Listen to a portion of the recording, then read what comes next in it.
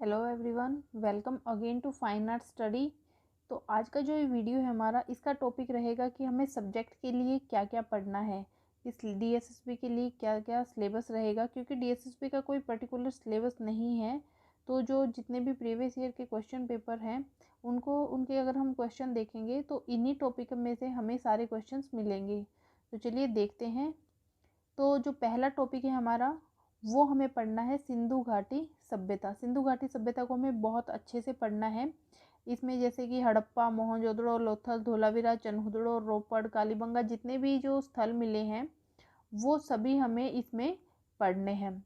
इनको हमें अच्छे से डीप से इनकी स्टडी करनी है, ठीक है। क्योंकि डीएसएसबी में जब क्वेश्चन पूछे जाते हैं तो काफ़ी डीप पूछे जाते हैं, इसलिए इनकी डीप स्टडी आपको करनी है। उसके बाद जो सेकंड टॉपिक हमें कवर करना है वो है गुफाएं, जैसे कि अजंता एलोरा की गुफाएं, एलिफेंटा की गुफाएं, बदामी की गुफाएं, बाघ गुफाएं, सिगिरिया, सितनवासल, जितनी भी गुफाएं हैं उनसे संबंधित जो भी क्वेश्चन बनते हैं कि कहाँ पर उनकी कहाँ है, कहाँ कब खोज हुई, किसने की, कौन सा चित्र है, कौन सा चित्र फेमस है, किस चित्र में किस माध्यम का यूज हुआ है, जितनी भी इंफॉर्मेशन उनके बारे में है सब इसमें कवर करनी है।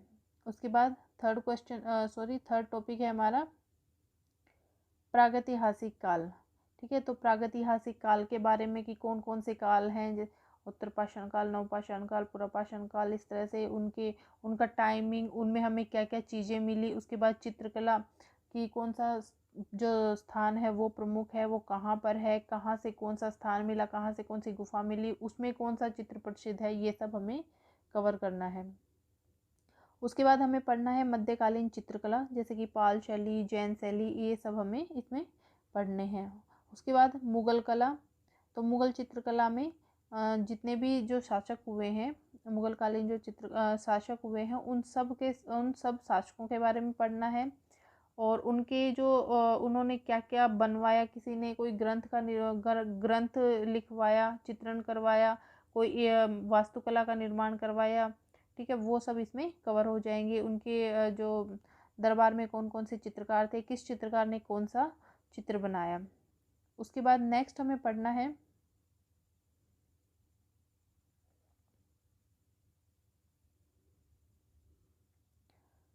दक्षिण शैली।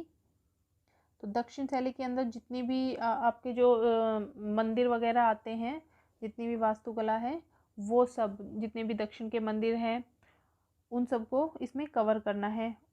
बीजापुर, गोलकुंडा, अहमदनगर, हैदराबाद वगैरह जितने भी जो इस शैली के अंतर्गत आते हैं सभी हमें पढ़ने हैं। उसके बाद राजस्थानी कला, राजस्थानी कला के जैसे कि क्षेत्र कौन कौन से हैं, ढूंढार हो गया, मेवाड़ हो गया, इस तरह से इनकी उपशैलियाँ हमें पढ़नी है, ठीक है। अब जैसे कोटा में कौन सा किस तरह के चित्र प्रसिद्ध हैं, कौन से कलाकार जैसे किशनगढ़ से हैं, तो इस टाइप से पूरा हमें पढ़ना है। उसके बाद है पहाड़ी कला।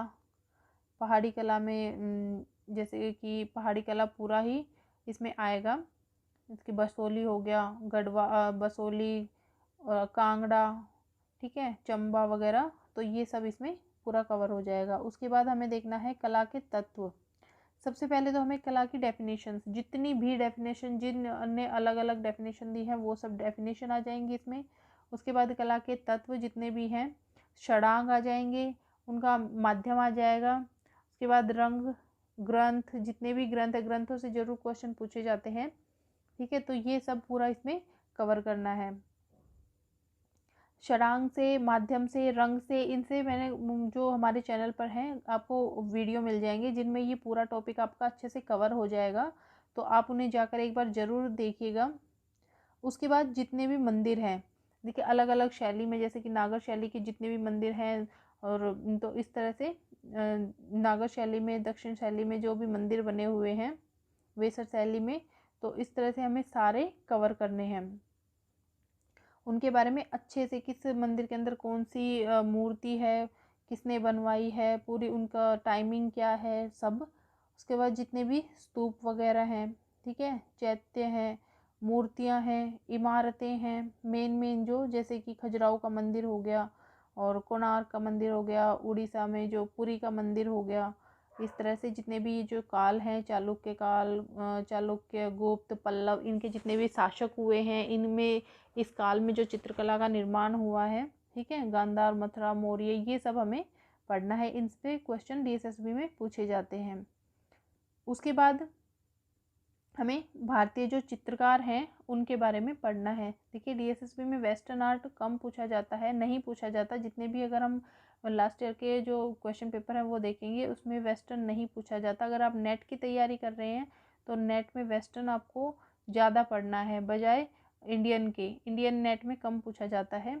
और उसके बाद जो टॉपिक है वो है भारतीय ध्वज, ठीक है। तो भारतीय ध्वज के बारे में भी क्वेश्चन पूछे जाते हैं। इसके ऊपर हमने एक सेपरेट वीडियो बनाया हुआ है, अगर आपने अभी तक नहीं देखा है तो ज़रूर देखिएगा।